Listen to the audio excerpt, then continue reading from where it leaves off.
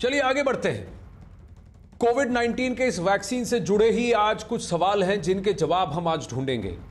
बहुत सारे सवाल जुड़ रहे हैं जैसे जैसे वैक्सीनेशन का दौर, और लोगों में ये भाव समझ में आ रहा है लोगों को कि देखिए वैक्सीन लगाना ज़रूरी है, ये टीका जो है यही संजीवनी है, यही है वो तरीका जिससे कि हम कोविड 19 या कोरोना वायरस से पार पा सकते हैं। लेकिन जैसे जैसे वैक्सीनेशन की प्रक्रिया आगे बढ़ रही है वैसे वैसे डिमांड बढ़ रहा है, तो फिर सप्लाई का अभाव भी आ रहा है।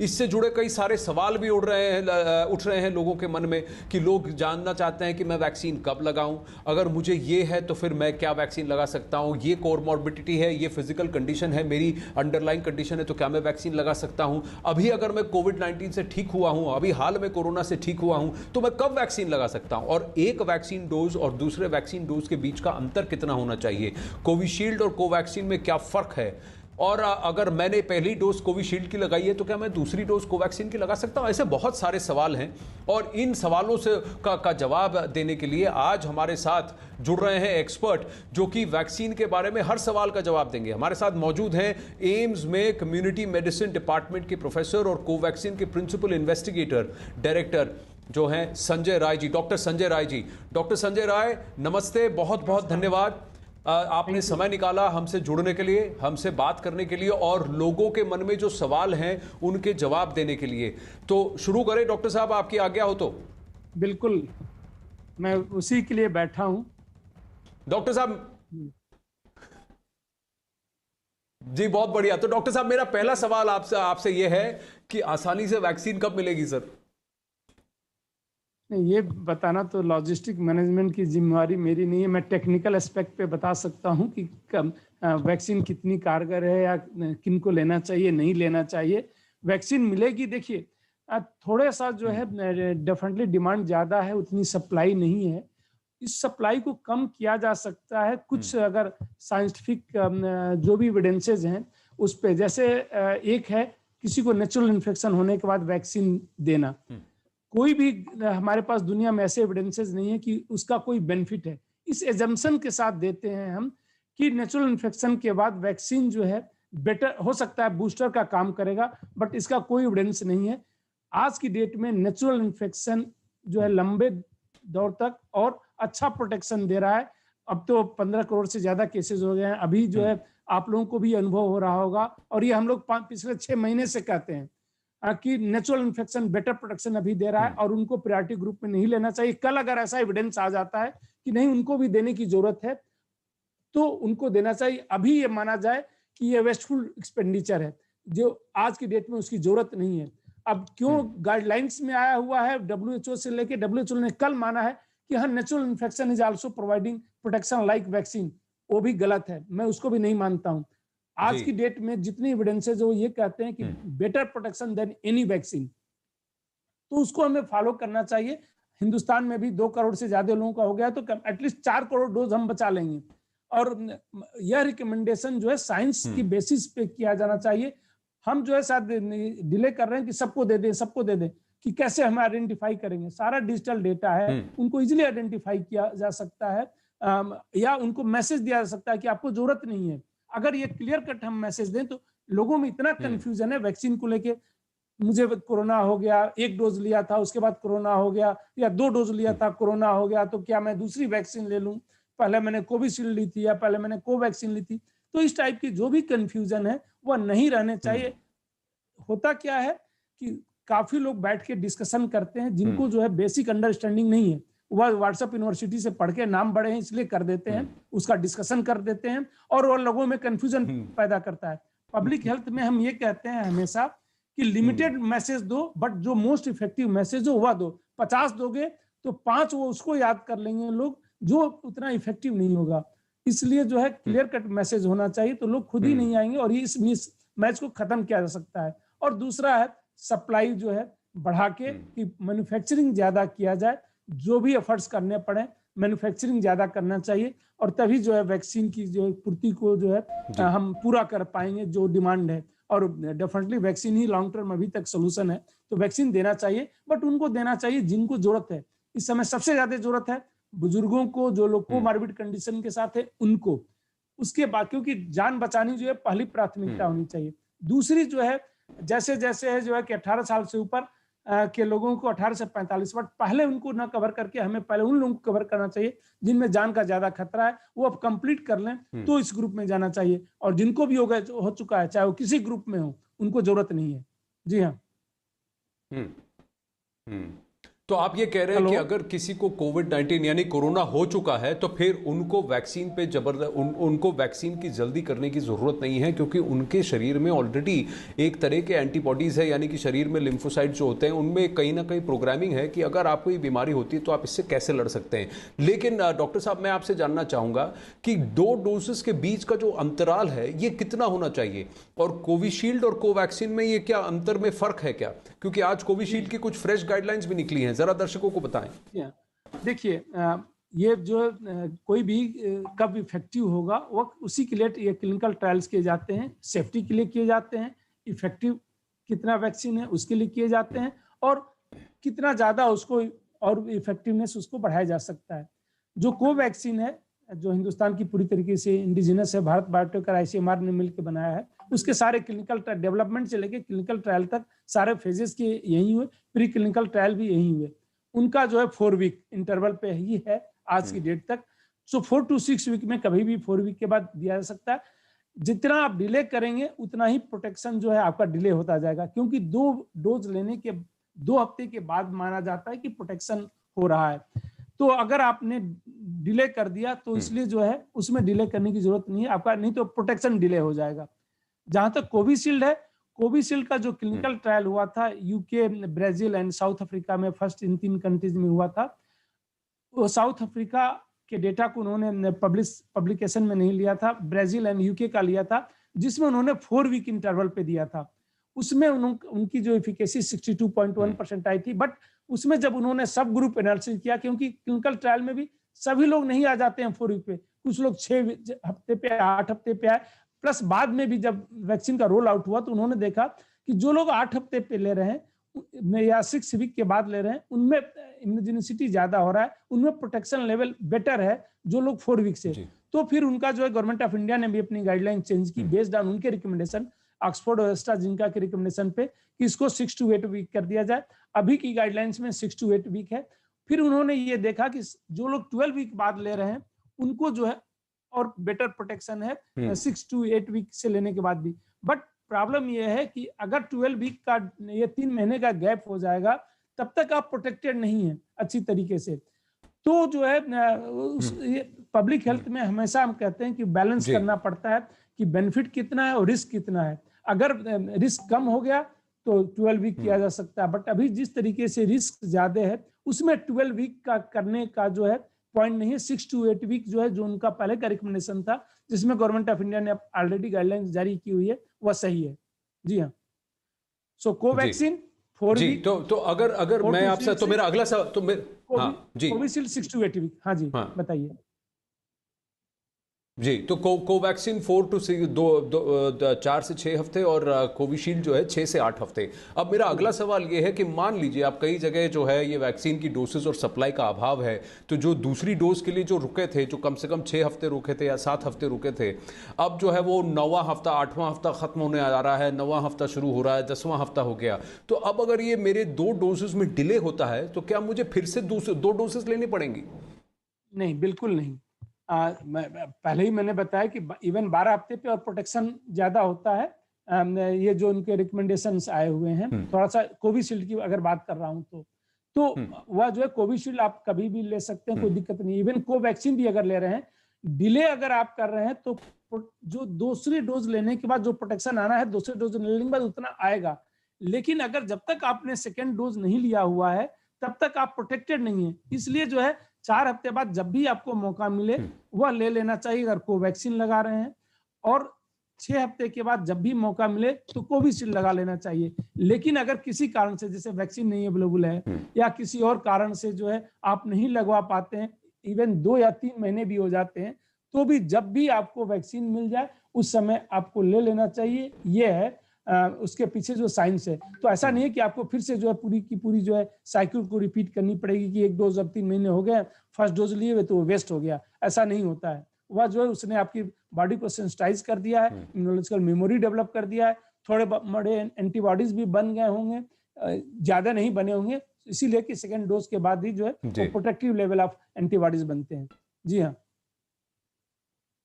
तो यानी एक दो हफ्ते या 8-10 दिन ऊपर नीचे हो भी गया तो भी दोनों डोज वापस लेने की जरूरत नहीं है। आप दूसरा डोज लीजिए, लेकिन समय रहते ले लीजिए, क्योंकि वो दूसरा डोज ही आपको एम्पलीफाई करता है और भी स्ट्रांग बनाता है।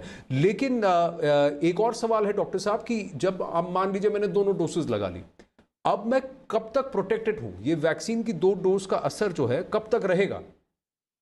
हाँ, ये बहुत ही अच्छा सवाल है, क्योंकि आज की डेट तक हमारे पास कि कितने समय तक रहेगा इसका कोई डेटा ऐसा अवेलेबल नहीं है कि कब तक प्रोटेक्शन है। और प्रोटेक्शन इन्फेक्शन से प्रोटेक्शन उतना नहीं है, जो प्रोटेक्शन है सीवियरिटी से प्रोटेक्शन है। ये सारे वैक्सीन का ये है।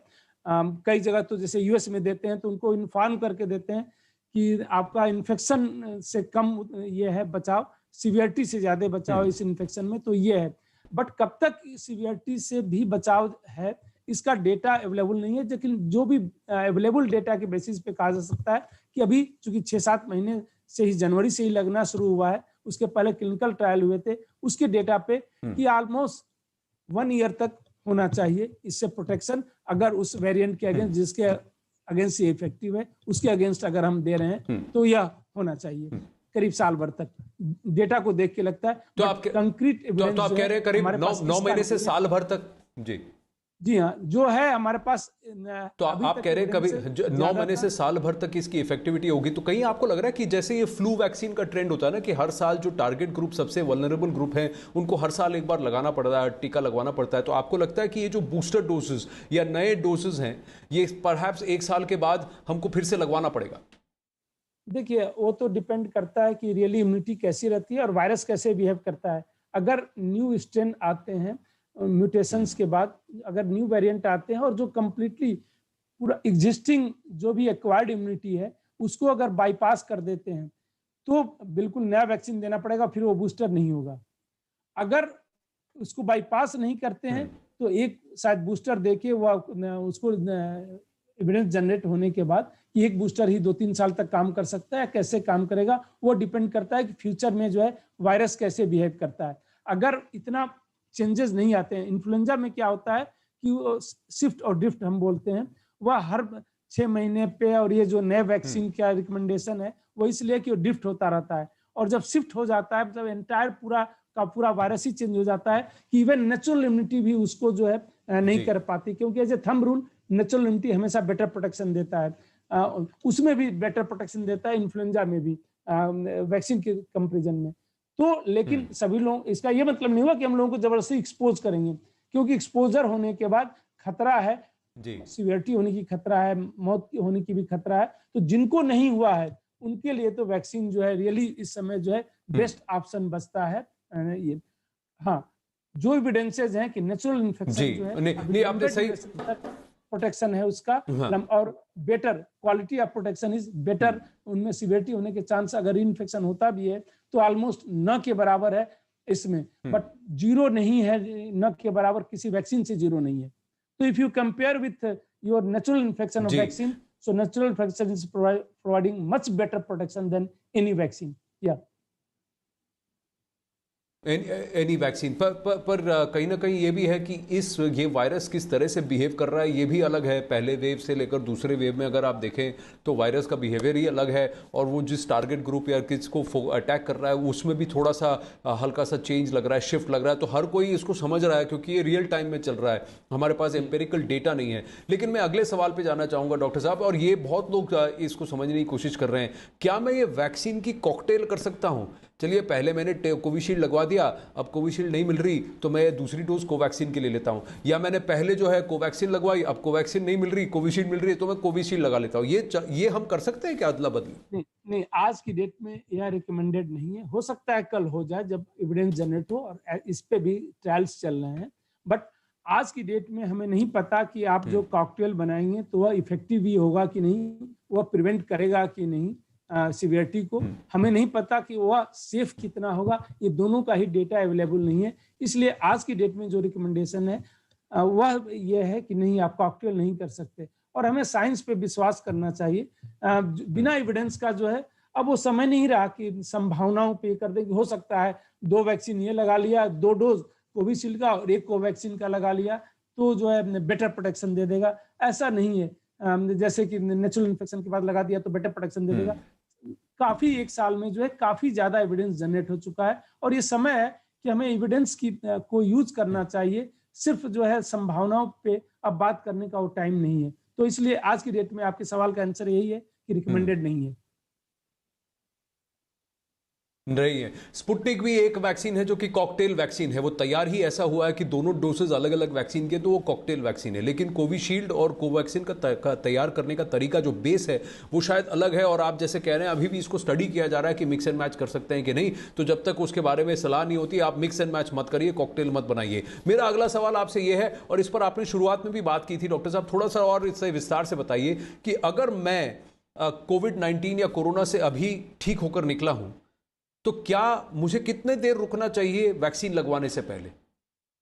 देखिए, जो आज तक ग्लोबल एविडेंस ये है, मैंने वही कहा कि और अच्छे पब्लिकेशंस हैं उन पे हमें साइंस पे विश्वास करना चाहिए। मैं चूंकि साइंटिस्ट हूं तो मैं सिर्फ संभावनाओं पे बात नहीं करूंगा कि ये भी हो सकता है। आज की डेट में जो भी एविडेंस हैं वो ये शो करते हैं कि नेचुरल इन्फेक्शन बेटर प्रोटेक्शन दे रहा है, तो उनको जरूरत नहीं है। इसीलिए मैंने कहा कि इस तरीके से हम कुछ सेव वैक्सीन को सेव करके उन लोगों को दे सकते हैं जिनको जरूरत है।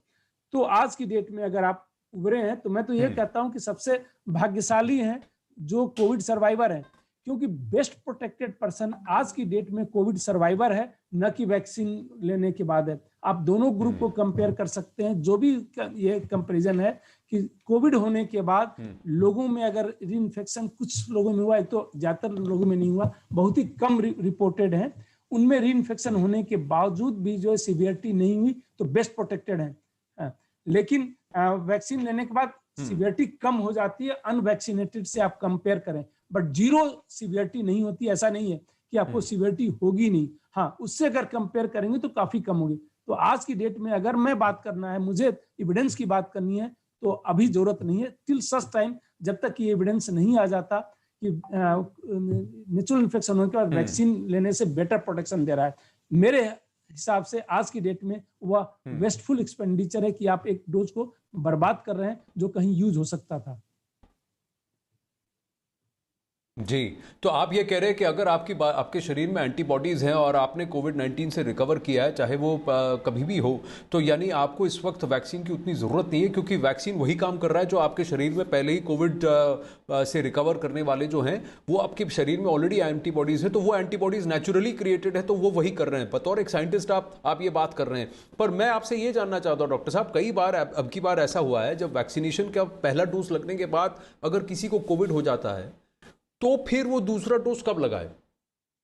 देखिए, मैंने वही कहा कि नेचुरल इन्फेक्शन एक बार हो गया तो अब उसका जो है एंटीबॉडीज लेवल, क्योंकि नेचुरल इन्फेक्शन के बाद जो है एंटीबॉडीज ब्रॉड स्पेक्ट्रम बनता है पूरे वायरस में। जब वायरस आपके शरीर में आता है तो मल्टीप्लाई करता है, और जितना मल्टीप्लाई करता है हमारे शरीर की इम्यून सिस्टम को स्टिमुलेट करता रहता है, तो उतनी ही जो है आपके इम्यून रिस्पांस जो है बेटर होते हैं। इसलिए इम्यूनोलॉजिकल मेमोरी अच्छी डेवलप हो जाती है, जो सेलुलर इम्यूनिटी जिसको हम कहते हैं, एंटीबॉडीज प्रोटेक्शन बेटर होता है, क्योंकि ये वायरस जो है सेल्फ लिमिटिंग है, बॉडी इसको खत्म करती है। आज तक हमारे पास कोई ड्रग ऐसी नहीं है जो इस वायरस पे बहुत ही इफेक्टिव हो, जो हम ये कह दें कि ये ड्रग दे देंगे तो ये वायरस किल हो जाएगा। शरीर की अपनी इम्यूनिटी ही, इवन किसी की कम हो या बेटर हो, शरीर की अपनी इम्यूनिटी ही उस वायरस को किल करता है। वह जो है थोड़ा सा किसी में कम समय लेता है, किसी में ज्यादा, बट 1 to 2 वीक टाइम में जो है वायरस की जो है लाइफ है वो खत्म हो जाती है शरीर के अंदर जो रहती है। सो फर्स्ट डोज लेने के बाद बहुत से लोग, और दूसरी बात ये है कि डोज के बीच हाँ जिनको सेकेंड डोज से पहले या सेकेंड डोज जस्ट लेने के बाद या फर्स्ट डोज लिए हैं, वो उसी कंटिन्यूएशन में कि नेक्स्ट डे फीवर हुआ, ये लगा कि शायद जो है वैक्सीन से फीवर है, जो कि होता है, और बट वो कंटिन्यू कर गया, फीवर में जब टेस्ट कराया तो पॉजिटिव आ गया। ऐसे सभी लोगों को जो है जरूरत नहीं है, बट अगर वो लेना चाहें गाइडलाइंस के अनुसार तो वो ले सकते हैं 4 वीक बाद, डायग्नोसिस होने के 4 वीक बाद कभी भी वो ले सकते हैं। जब उनको कोविड है उस समय तो बिल्कुल ही नहीं लेना चाहिए। उसके 2 नुकसान हैं। एक तो आप उस समय जहां भी जाएंगे लोगों को ट्रांसमिट करेंगे इन्फेक्शन, तो खुद को भी है और दूसरे लोगों को दे देंगे। इवन वैक्सीनेशन साइट पे जाएंगे तो वहां जो लोग हेल्दी लोग आए हुए हैं उनको भी ट्रांसमिट होगा। दूसरा, आपको ऑलरेडी एक एंटीजन मतलब वायरस शरीर के अंदर है, उस समय अगर हम वैक्सीन दे रहे हैं तो वह जो है थोड़ी सी जो है हाइपर इम्यून रिस्पांस होने के चांस होंगे। और ये जो प्रॉब्लम्स हो रही हैं, हाई ग्रेड फीवर भी आना, इम्यून रिस्पांस ये जो निमोनिया डेवलप होता है, जो जिसको साइटोकाइन स्टार्म हम कहते हैं, जिससे डेथ हो जाती है, ये सब हाइपर इम्यून रिस्पांस के कारण से होता है।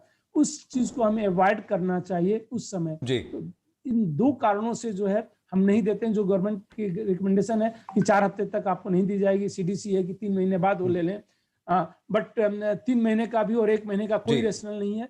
साइंस ये कहता है कि उसकी जरूरत नहीं है। जी, अच्छा, अब मैं जो 2 सवाल हैं मैं एक साथ जोड़ के आपसे पूछ रहा हूं। एक ये कि अगर आप, एक तो आप कह रहे हैं कि अगर आप कोविड से रिकवर हो चुके हैं तो आपको जरूरत नहीं है वैक्सीन की, लेकिन अगर मैं वैक्सीन लगवाता हूं जो एविडेंसेस है तो क्या मुझे दोनों डोज लगाना जरूरी है?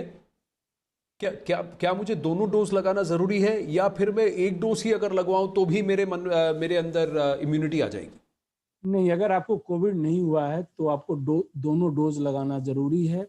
अगर कोविड हो गया है तो आपको चाहे एक डोज के बाद, दोनों डोज के बाद या बिना लगाए, तीनों कंडीशन में जो है आपकी इम्यूनिटी जो है, क्योंकि नेचुरल इम्यूनिटी बेटर प्रोवाइड कर रहा है जो एविडेंसेस हैं और अच्छा दे रहा है, तो फिर उसके बाद वैक्सीन लेने का कोई एडिशनल बेनिफिट नहीं है।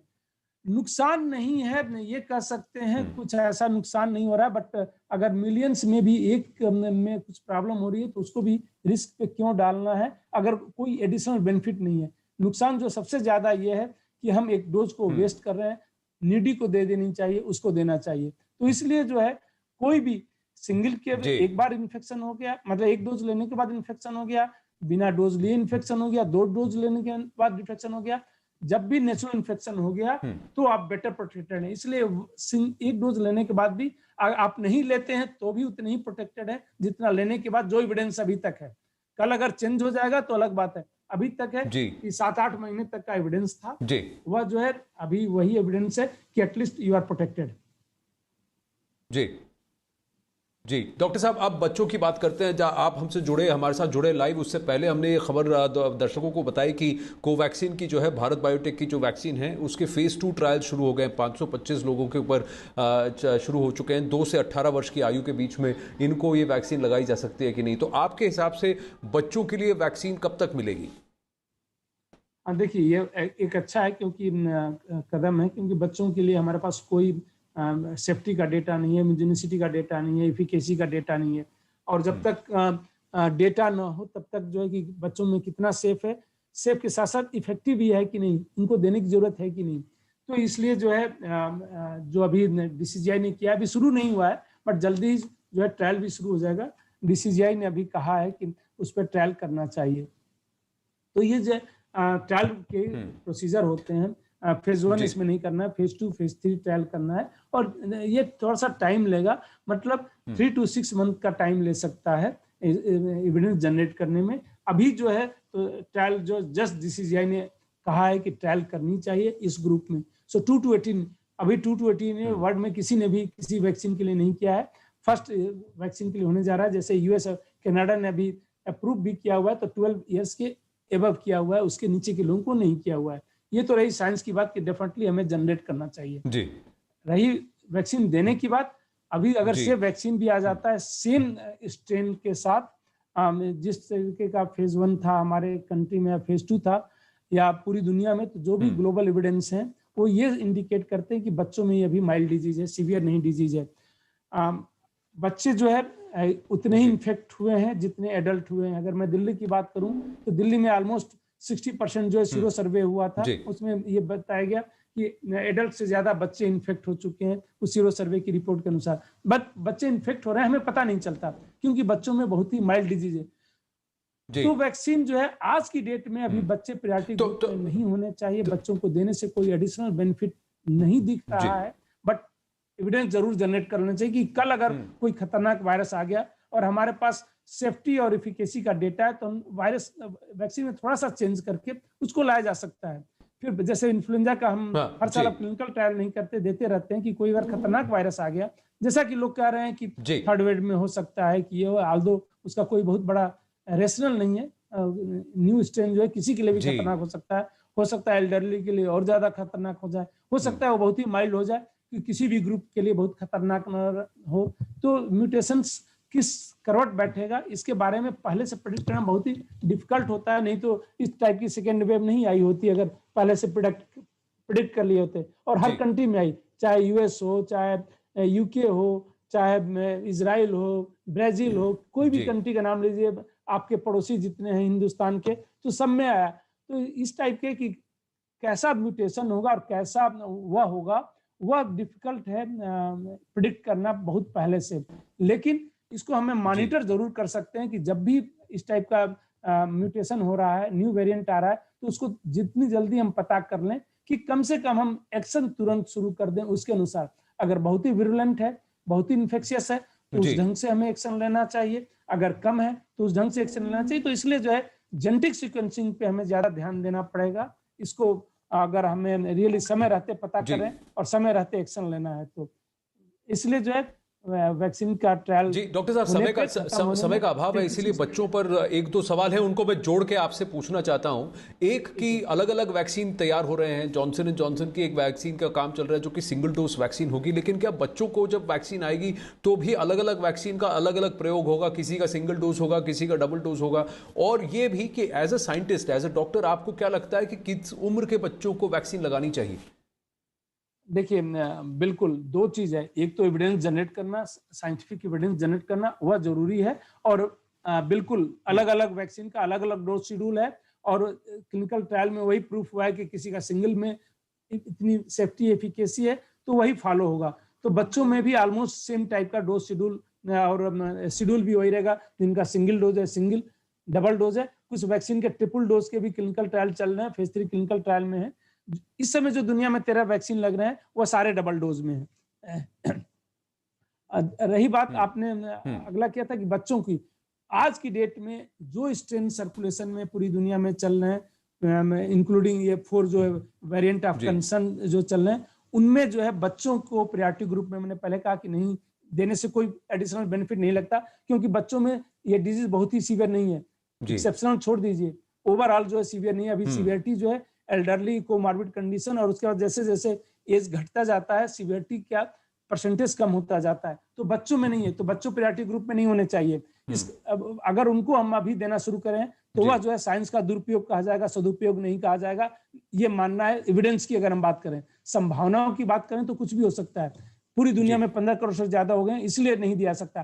कल नया वेरिएंट आ गया तो उसके अगेंस्ट आज जी जो हम वैक्सीन देंगे वो इफेक्टिव नहीं होगा, अगर कोई खतरनाक वेरिएंट आ गया। इसलिए हमें मॉनिटर करते रहना चाहिए, वेरिएंट को पता करना जी चाहिए क्या बच्चों के लिए कोई खतरनाक वेरिएंट आ रहा है, और उस समय इमीडिएट हमें तब देने से कोई फायदा होगा। पहले से देखे कि नया कोई वेरिएंट आ गया, अगर जी नया वेरिएंट आ गया तो इम्यूनिटी स्केप होने के चांसेस ज्यादा रहेंगे।